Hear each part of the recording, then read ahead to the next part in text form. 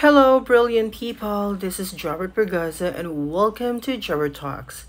In today's conversation, pag-usapan natin yung expenses ko dito sa pagkain.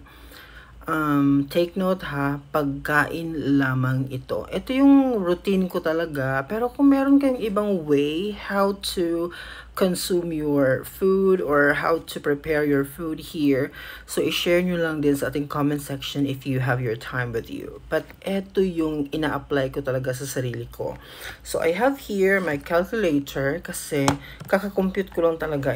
Nasa table ko talaga yung papel na titingnan natin ngayon para ma-explain ko sa inyo kung ano yung mga expenses ko or magkano nga ba talaga yung nagagastos ko sa isang buwan. Hindi to fix pero ito yung pinaka-near talaga doon sa real situation every month sa aking mga pagkain. Okay? Hindi kasama dito yung sabon, yung shampoo, or other needs ng ating katawan. Okay? Again, pagkain lamang ito. Now, hindi kasi ako nagluluto dito mga my dear. Or kung nagluluto man ako, yun yung pinaka-time talaga na wala akong masyadong ginagawa, wala akong masyadong iniisip, wala akong mga deadlines. So, namimili ako ng mga sangkap para magluto. Yan yung time na yun. Usually, mga holidays, ganun. Tsaka lang talaga ako nagluluto dito. So, or mga vacation, yan, nagluluto talaga ako niyan. Pero sa mga normal na araw na may pasok, kasi of course, pagod na pagod yung katawan natin, so hindi mo talaga, sa akin ha, hindi ko talaga maiisip na magluto pa pagdating sa bahay. So ang pinaka last resort ko is pumunta talaga sa 7-Eleven or Family Mart para bilhin yung aking mga pagkain. So, sa aking breakfast at saka sa aking dinner, lahat po yan ay binibili ko sa 7-Eleven or Family Mart. So, ito yung expenses ko. Now, nilagay ko lang siya sa 100, pero actually, may mga, sometimes nakakabili ako ng 89, 99, or 79, ganun. Hindi magkapareho. But nilagay ko na lang dito para hindi tayo mahirapang mag-compute. 100 talaga siya. So, buong-buong 100 siya, no? So, 100, may 5 araw tayo. So, dahil breakfast at saka sa dinner yan siya. So, 200 in total, yung one day mo lang.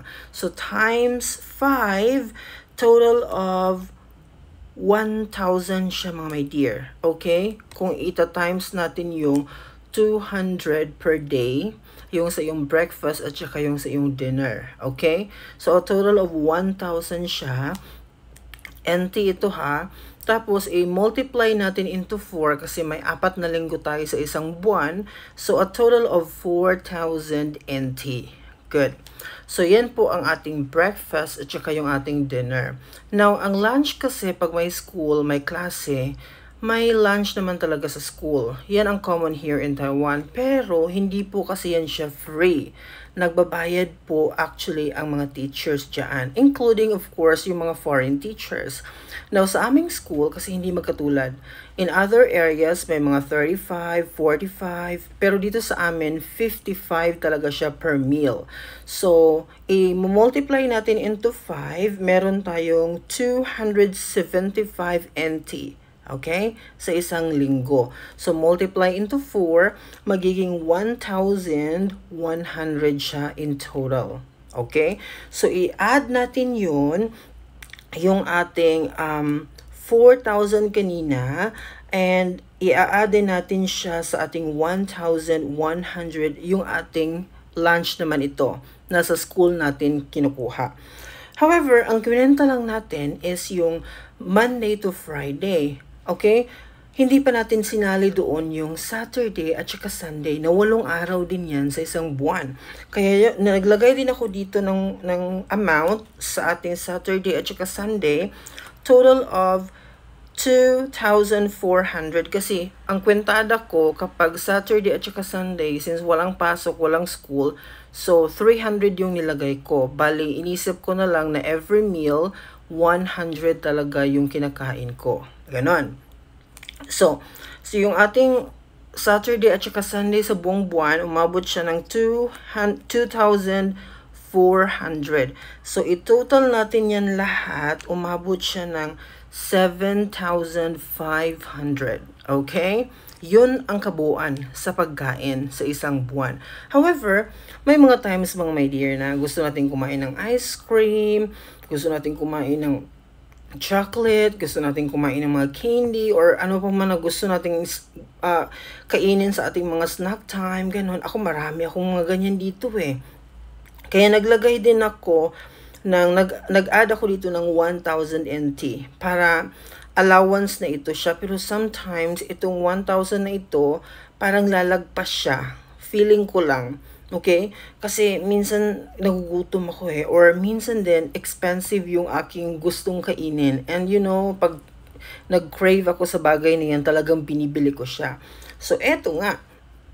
I-add natin doon sa 7,500 yung 1,000 natin na for snacks, mga coffee or whatever. So, a total of 8,500 na siya. Okay? So, yun ang ating computation. 8,500 yung ating food, breakfast, lunch, at saka yung ating dinner, at saka yung mga snacks natin. Umabot siya ng 8,500. In peso, chinek ko yung yung current ngayon na value niya. In peso, umaabot ito ng 14,800. So, yan yung kabuang expenses natin sa pagkain alone. 14,800. So, how much more kung include mo pa dyan yung iyong mga other necessities or other needs ng iyong katawan. Yung mga pamasahe, kapag nagta-travel ka, yung mga ganong bagay. So, hindi ko pa in-include dito sa ating part 1 ng ating sharing sa kung magkano nga ba talaga yung gagastusin mo dito. By the way, yung part 2 nito is i-combine ko na yung other needs ng katawan ng tao tsaka itong pagkain. Kasi yung diniscuss ko is food lang ito alone. Hindi ko nga sinali dito yung tubig na binibili ko rin. I think every week akong bumibili. Kasi pag may pasukan po, medyo nalilesen yung paggamit ko ng tubig here kasi nasa school ako nagstay and may water kasi doon na free. Pero kung vacation, for example, summer vacation and then stay ako dito whole month, of course, malakas yung konsumo ko sa water kasi mahilig din ako uminom ng tubig. Maganda kasi sa katawan yan. So ngayon, kasi pasukan, so of course, doon ako nakakakuha ng water sa school. So medyo less ang ating bayarin sa tubig. Okay? Sa inumin lang yan ha, hindi pa kasali dito yung mga bayarin ko sa kuryente, sa tubig, sa aking internet connection. Yan ay pag-uusapan din natin sa another video. Isa-isahin ko lang sa inyo para mas maintindihan nyo talaga. Tapos at the end of this, yung series natin na conversation about yung gastos mo talaga here in 1 month, i-combine natin together and then para makita ninyo kung magkano yung value.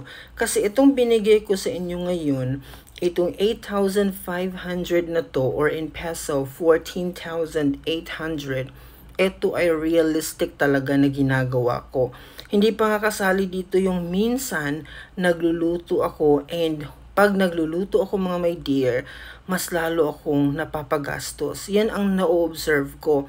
Because you need to buy ingredients. And ayoko kasi magluto na tinitipid ko yung mga spices or other na pampalasa, ganun. So, kailangan mamili ako ng marami. Tapos, marami din yung nilalagay ko. So, for me, sa aking observation, mas mapapagastos ako if magluluto ako every day. Kaya, mas ideal sa akin yung bumili sa Family Mart or 7-Eleven. At least yung amount is fixed talaga siya na binabayaran mo. So far, ito ay sa pagkain lamang.